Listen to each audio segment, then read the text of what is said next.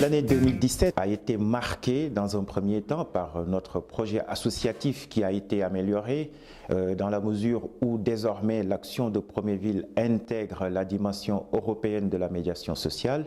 C'est ainsi que nous avons envoyé des médiateurs dans le cadre du projet CREA pour le Tour d'Europe des médiateurs. À titre personnel, j'ai pu me rendre compte à Barcelone à quel point la médiation européenne était importante pour le rapprochement des peuples, ce qui cadre bien avec les finalités de l'association. L'année 2017, c'est également l'année de la poursuite du plan stratégique qui vise à diversifier les activités autant qu'il vise à avoir une équipe de direction très robuste et des compétences cibles par rapport à nos objectifs de ce plan stratégique. C'est ainsi que nous avons réussi à recruter et à intégrer un responsable de l'ingénierie et des activités nouvelles qui nous a rejoint depuis le mois de novembre 2017. Nous avons davantage réussi à construire un pôle gestion et comptabilité qui nous permet de mieux gérer les fonds publics de l'association. L'année 2018, les perspectives se situent à deux niveaux. Adapter Proméville au rapport Borrello, qui introduit notamment le PEC et l'insertion durable des salariés, ce qui a comme conséquence de revoir notre modèle économique. Là également, c'est un effort d'adaptation qu'il faut faire. Autant qu'il faut adapter l'activité aux exigences de plus en plus énormes du client, que ce soit dans les trains, que ce soit dans les collectivités locales. Et nous avons déjà commencé à y travailler. Laurence Bultez, responsable du pôle valorisation des talents. 2017 a vu la diversification des activités de Proméville et dans ce cadre, Forméville a joué un rôle particulièrement important.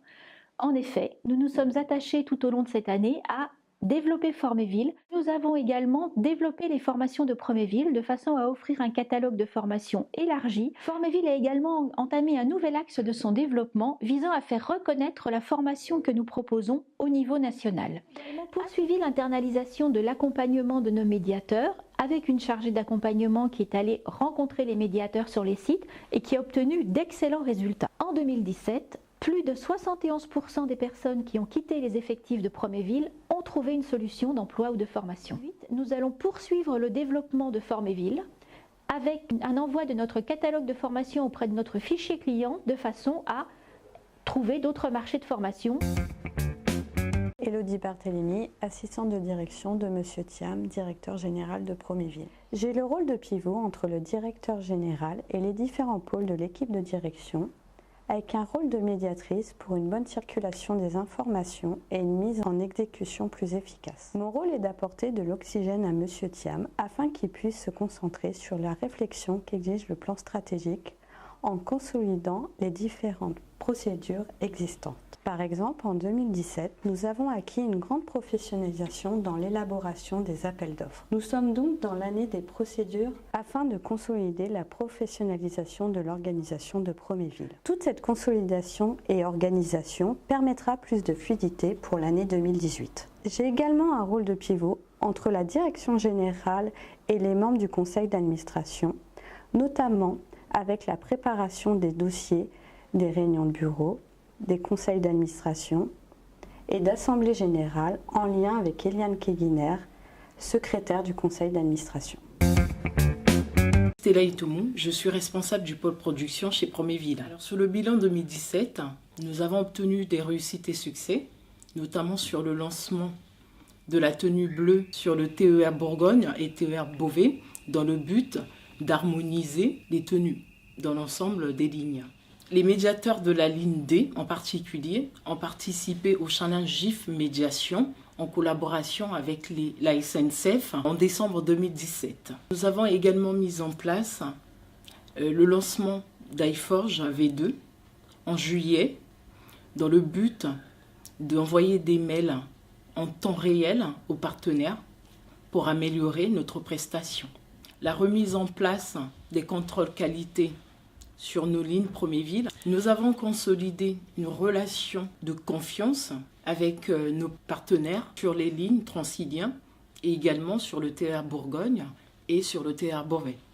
Développer l'autonomie des CIO par des formations, Mettre en place des fiches réflexes colis abandonnés, des processus d'harmonisation des pratiques de déambulation, diversifier l'activité de la médiation avec la création des médiateurs hybrides, pouvoir travailler sur plusieurs secteurs de la médiation, tels que la médiation de chantier, la médiation dans une bibliothèque, la médiation dans un hôpital.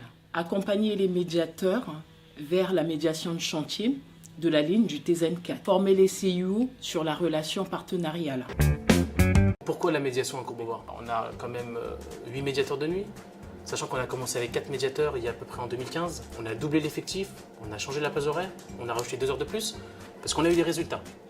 Donc vraiment la médiation à Courbevoie, on est vraiment dans le futur. Ils ont une feuille de route, ils vont sur le terrain, ils savent qu'il faut avoir des résultats, et on a tout le temps des résultats. Et c'est du sur-mesure voilà, que Proville nous a fait. Voilà, on est venu avec un problème, ils sont venus avec une solution, et c'est une co-construction et ça marche très bien. Dans le cadre des événements à D'aulnay-sous-Bois, ce qu'on appelle l'affaire Théo, il y a eu, du début des meutes, il y a eu une demande express des autorités policières qui a demandé au maire de la ville si les médiateurs ne pouvaient pas être présents, donc les 11 médiateurs au même endroit.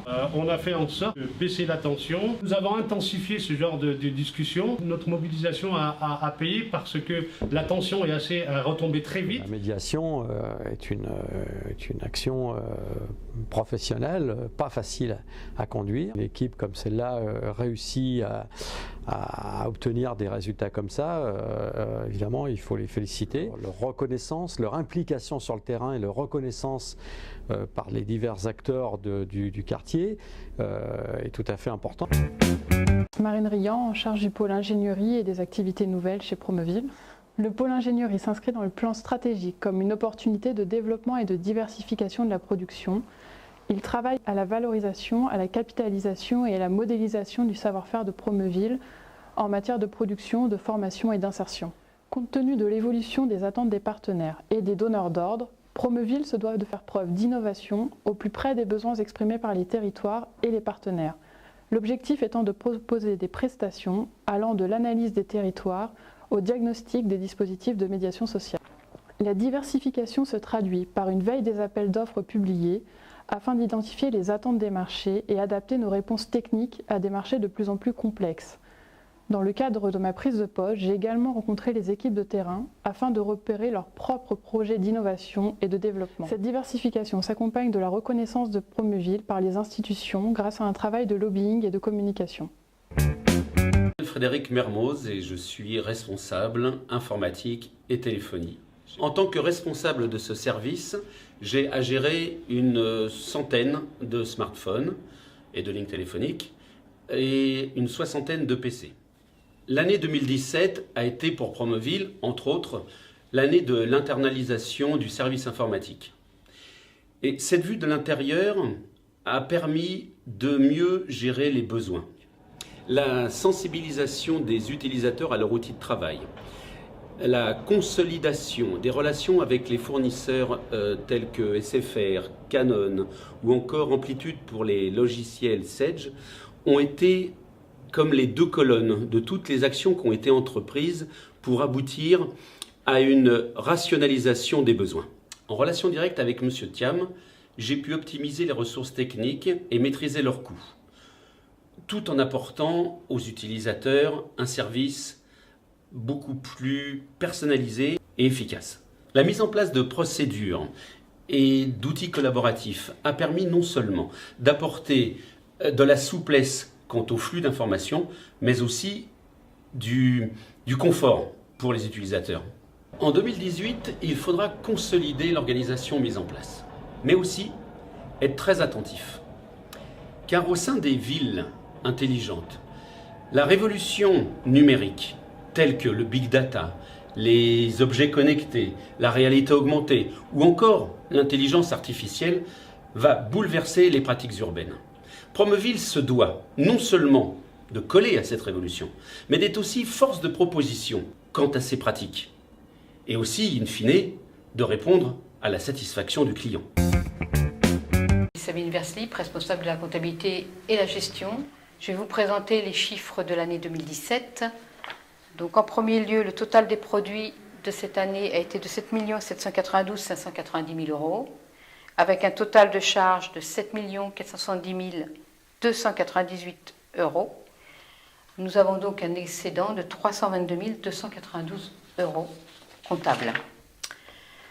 Le CA donc, a lui augmenté globalement de 6,8% par rapport à 2016. Les aides à l'emploi ont, elles, diminué de 9,25% suite à l'arrêt du dispositif des contrats aidés en août 2017, ce qui lui a obligé Promoville à recourir à des CDD pour remplacer ces contrats aidés. Le solde de la trésorerie au 31 décembre 2017 est de 2 204 166 € et l'association possède des parts de crédit coopératif pour un total de 305 000 €.